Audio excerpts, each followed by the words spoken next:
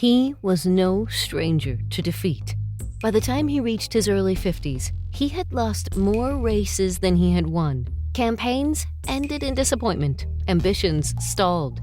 His name appeared on ballots and then disappeared just as quickly. Friends encouraged him to be realistic. Politics, they suggested, might not be his path. But he kept running, because sometimes the people most qualified to lead are the ones who have been tested the most.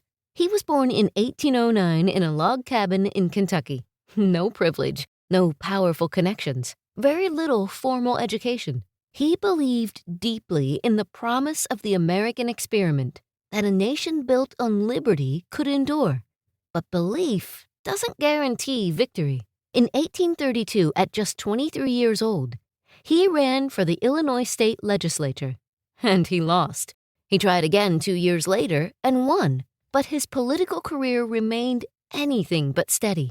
He lost bids for higher office. He was defeated for speaker. He failed to secure nominations. In 1858, he ran for the U.S. Senate against Stephen A. Douglas. He lost that, too. The Senate loss was particularly painful. He had debated Douglas across Illinois in a series of public forums that drew national attention.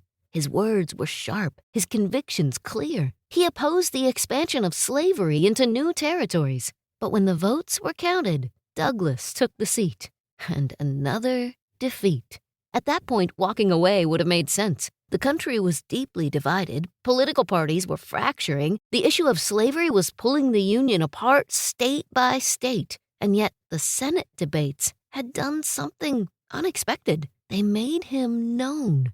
His arguments were printed in newspapers across the country. His calm reasoning and moral clarity stood out in an increasingly volatile political climate. 2 years later, in 1860, he was nominated for president. Not as the loudest candidate, not as the most famous, but as a steady, compromised choice emerging from a divided convention. When the election results came in, he had won the Electoral College, though less than 40% of the popular vote. Have you guessed who we're talking about? His name was Abraham Lincoln, and his victory changed everything. Within weeks of his election, Southern states began to secede from the Union. By April 1861, the Civil War had begun. The nation fractured. The war would last 4 brutal years. More than 600,000 Americans would die. The future of the United States hung in the balance. And the man who had endured years of political defeat now carried the weight of holding the country together. Those early losses had shaped him. They had taught him patience, restraint, humility. They had forced him to refine his message, to listen carefully, to think deeply about unity and justice. They prepared him for a crisis unlike any other. Under his leadership, the Union endured. In 1863, he issued the Emancipation Proclamation, redefining the purpose of the war. And in 1865, the 13th Amendment abolished slavery in the United States. Now, imagine if he had quit after 1858. If the Senate defeat had convinced him he wasn't meant for national office. If he had returned to private law practice and never run again, history might look very different. The Union might have fractured permanently. The path to abolition might have been delayed for generations.